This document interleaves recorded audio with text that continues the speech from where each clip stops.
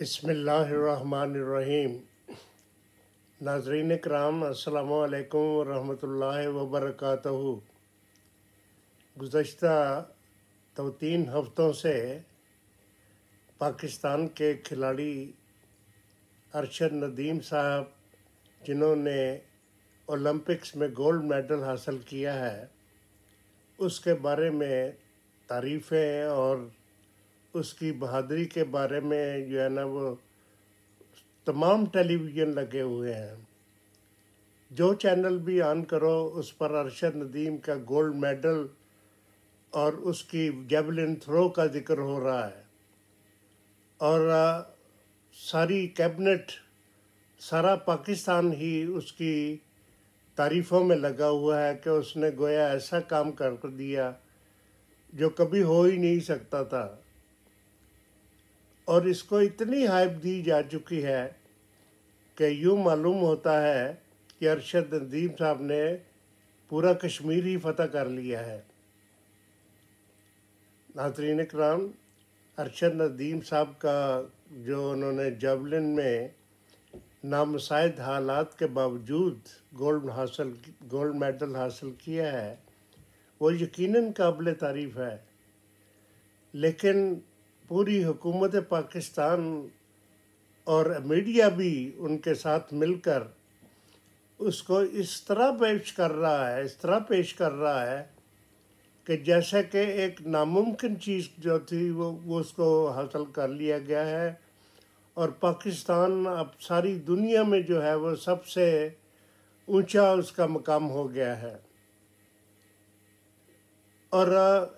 اس پر جو ہے نا اس کو انعامات پر انعامات دیے جا رہے ہیں، گاڑیاں دی جا رہی ہیں، اور آج جو پاکستان کے وزیر اعظم صاحب نے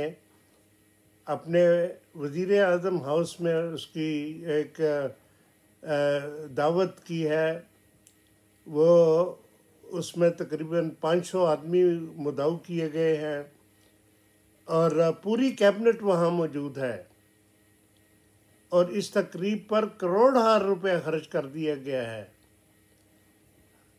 اور وزیر اعظم صاحب بھی اس میں بڑی تقریر فرمائے ہیں اور یہ بتانے کی کوشش کر رہے ہیں کہ یہ بہت بڑا کارنامہ تھا جو انہوں نے سر کر لیا۔ تو جیسے میں بتا چکا ہوں کہ یہ ایک واقعی ایک اچھا جو ہے نا کام تھا، اور ایک پاکستان کے لیے باعث اعزاز ہی تھا، لیکن اتنی ہائپ کریٹ کر دینا کہ جیسے اب پاکستان ساری دنیا سے بلند تر ہو گیا ہے، یہ صرف اس وجہ سے کیا جا رہا ہے کہ پاکستان کے جو اصلی مسائل ہیں ان کی طرف سے جو توجہ لوگوں کی ہٹا کر ایک جو ہے نا دوسری طرف ڈائیورٹ کر دی جائے، تاکہ وہ جو مہنگائی ہو رہی ہے جس کی وجہ سے لوگ مر رہے ہیں اس کی طرف سے ان کی توجہ ہٹ جائے، اور وہ اس بات میں بات ہی نہ کر سکیں۔ اس کے علاوہ جو ہے نا پاکستان میں بچوں کو تقریبیں منعقد ہو رہی ہیں، ان کو جھنڈے دے کر پاکستان زندہ باد ان کو بتایا جا رہا ہے، اور اس کے جو ہے نا وہ 14 اگست کو منانے کی تیاریاں ہو رہی ہیں، اور اصل مسائل کے بارے میں بات ہی کوئی نہیں کر رہا، اور جو ایک آدھ چینل کبھی دے دیتے ہیں چھوٹی سی خبر، اس کے مطابق تو یہ ہے کہ جو بجلی کے بل ہیں، جو کھانے پینے کی اشیاء آسمانوں سے باتیں کر رہی ہیں، اس کے متعلق لوگ کہتے ہیں کہ ویسے ہی ہم نے خواہ مخواہ انگریزوں سے جو ہے وہ آزادی حاصل کی، اگر وہی رہتے تو کم از کم ہمیں یہ کھانے پینے کی تکلیفیں نہ ہوتی، کم از کم یہ بجلی کا جو ہے نا بحران نہ ہوتا، کم از کم جو ہے وہ ہم بجلی کے بل تو آسانی سے دے سکتے ہیں۔ اور ایک اور پاکستانی غالباً دیہاتی تھا، اس نے یہ کہا کہ ہم تو اب آئی ایم ایف کے تھرو امریکہ کے غلام بن چکے ہیں، ہم تو اپنی مرضی سے بھی کوئی کام نہیں کر سکتے، تو اس لیے یہ بہتر نہیں کہ امریکہ خود ہی جو ہے وہ یہ پاکستان کا انتظام سنبھال لے اور ہمیں یہ جو پاکستانی گورے اور انگریز ہیں ان سے نجات مل جائے؟ تو جب یہ حالت ہو جائے تو پھر خدا تعالیٰ ہی ہے جو ان پر رحم کر سکتا ہے، لیکن خدا تعالیٰ نے بھی یہ فیصلہ کر دیا ہوا ہے کہ جب تک تم اپنی حالت خود نہیں بدلو گے اس وقت تک تمہارے میں کوئی مدد نہیں کروں گا۔